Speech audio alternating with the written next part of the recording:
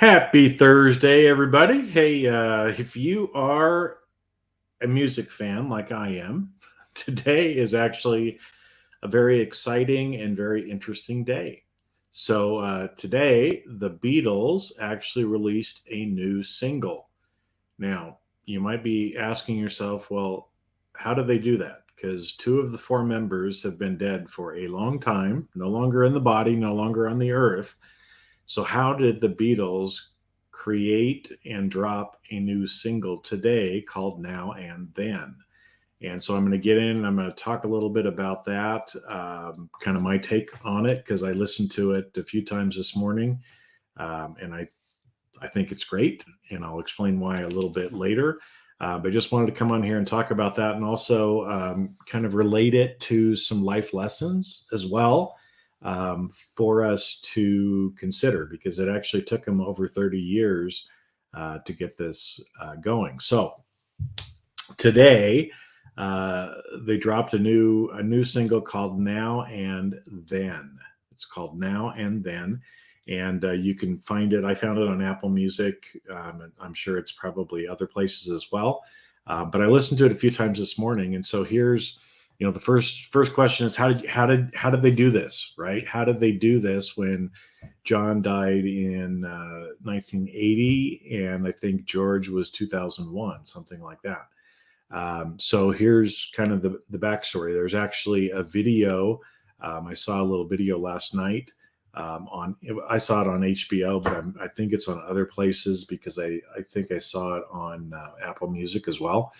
It's like 11 minutes, but you can kind of get an idea of what went into making this. So here's the story as far as the way I understand it. So back in about 1995, the three Beatles that were alive at the time, right? Paul, Ringo, and George, got together and thought, wouldn't it be great if we could do something, even though John is not here with us? And so they reached out to Yoko Ono, and sure enough, in that time frame that where John was supposedly kind of retired a little bit, he was still writing a lot of music.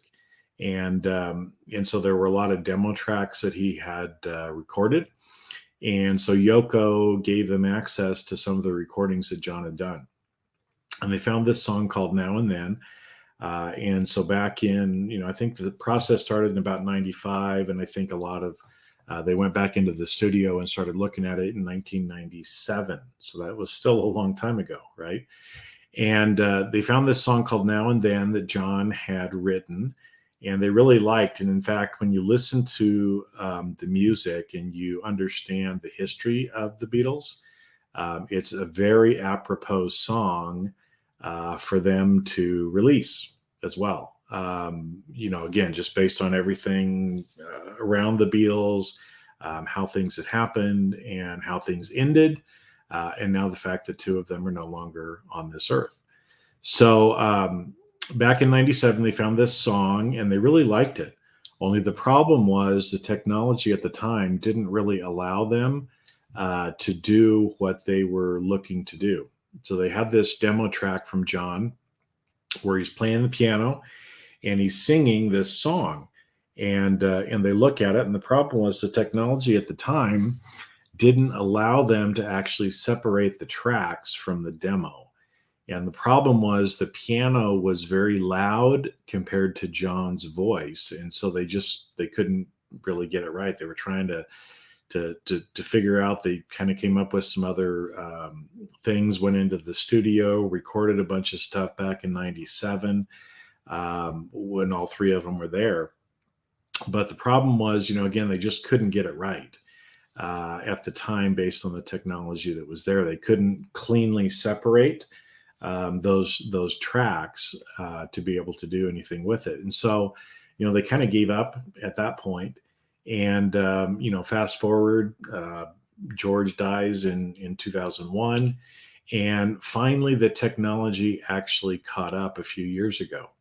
And so they were able to find somebody who was able to take John's original track, split it up, and they had some clean recordings that they could do something with. Now, at that point, like I said, John and and George no longer with us. And so what they were able to do was take tracks from John's original recording back in the late 70s or 1980. They were able to take some of the tracks that George had recorded with the guitar in '97, and then Ringo and Paul were able to kind of put together some of the rest of the stuff for the track, and it's actually beautiful and very fitting of a Beatles tune. And so, what do I mean by that?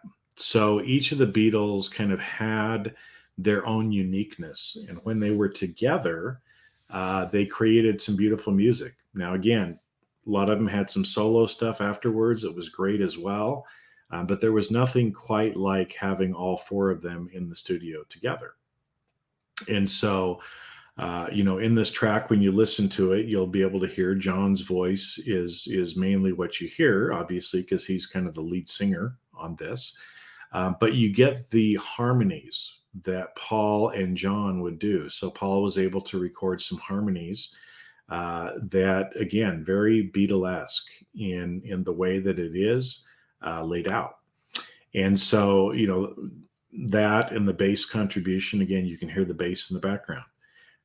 Ringo added some drums to it. And again, in Ringo fashion, and I love him, he was always kind of in the background, but if you're listening, some of the rhythm patterns and other things like that he was able to put together with the drums are just fabulous in this track.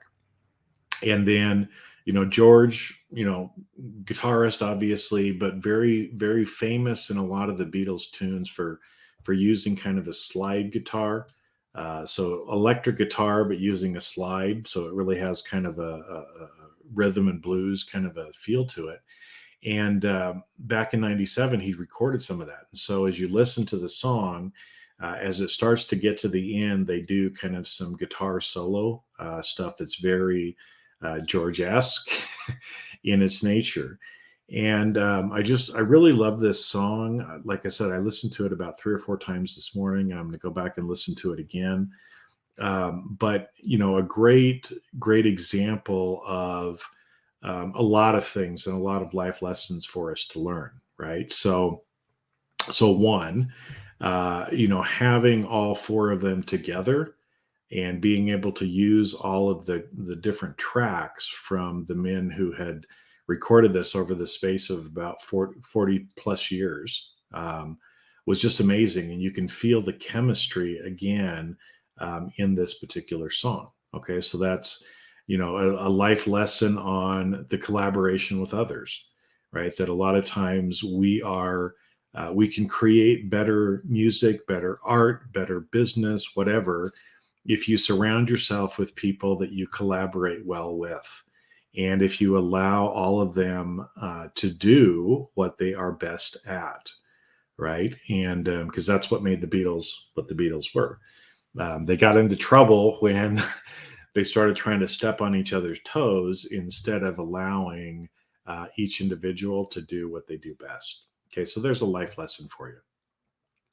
Back in '95, they had this vision of what they wanted to put together.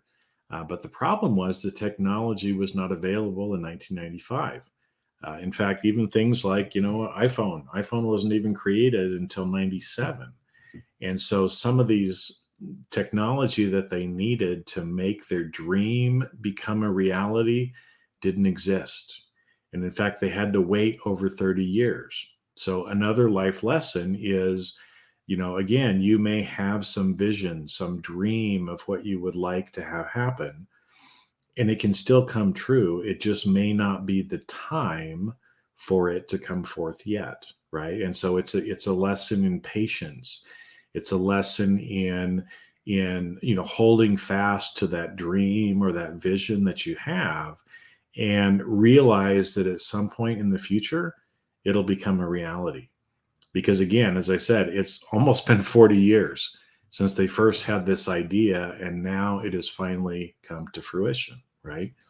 And so fitting, I guess, if you will, that way. Now, Another thing that's kind of fitting, their first album that was recorded, they were playing together before this, but was I believe "Love Me Do" in 1962, and so almost 60 years, 61 years um, later from the first time that they recorded, they're dropping another single, right? And so again, life lesson in longevity and in continuing to do what you love, continue to put out new stuff. I mean, again, there's lots of example musicians that are that way, and for you to think about. And I was talking to this with somebody this morning, and they reminded me, I guess the Rolling Stones just came out with a new uh, blues kind of album, so I got to go check that out now too. So those are two bands that have continued to do what they love and have continued to provide us with great music over the time.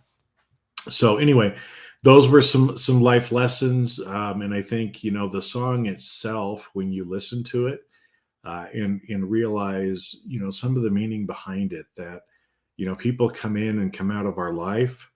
Um, some people are still living, some people are not, and now and then we think about them. And to me, that's one of the things that's really powerful about this.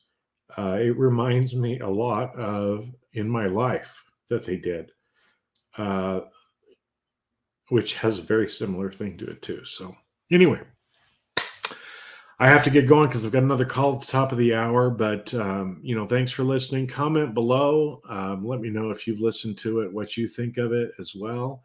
But wanted to share that with you since it's kind of hot off the presses. And I know I found a lot of value in listening to it, in thinking about it, and in thinking about some of these life lessons that I can apply to myself.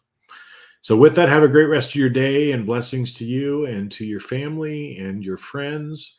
And I'll see you on the next video.